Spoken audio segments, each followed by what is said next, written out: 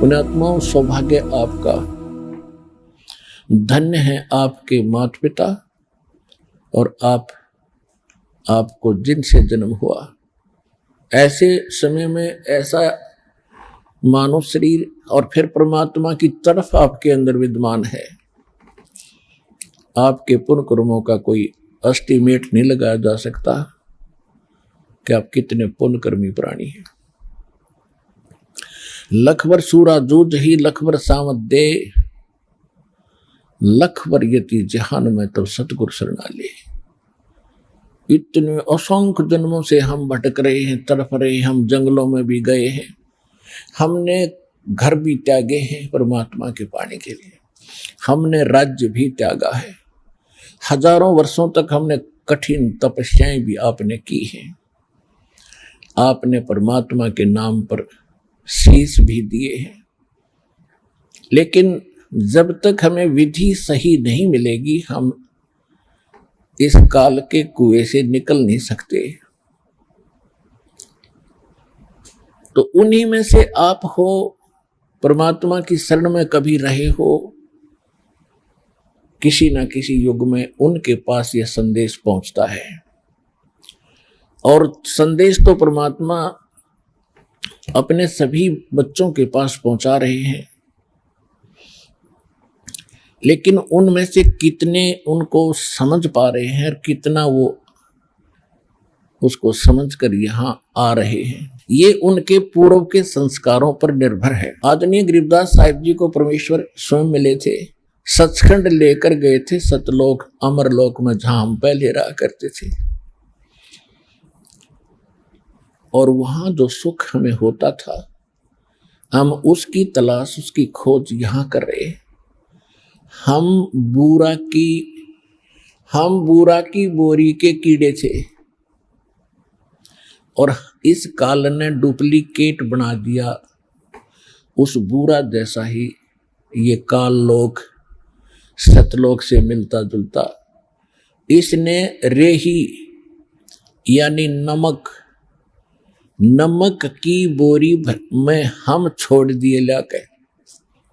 हमें जो बूरा का टेस्ट था, अब हम नमक की बोरी में ढूंढ रहे हैं।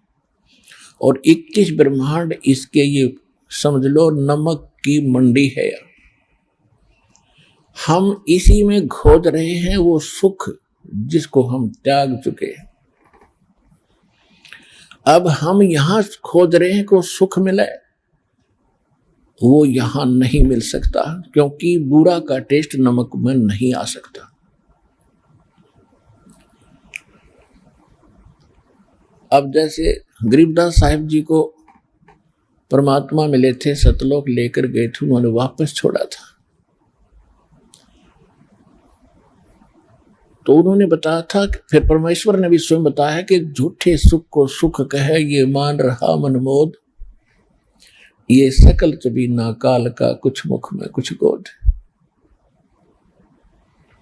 हम हल्के दुख को सुख मान बैठे। जैसे किसी के 3 पुत्र थे,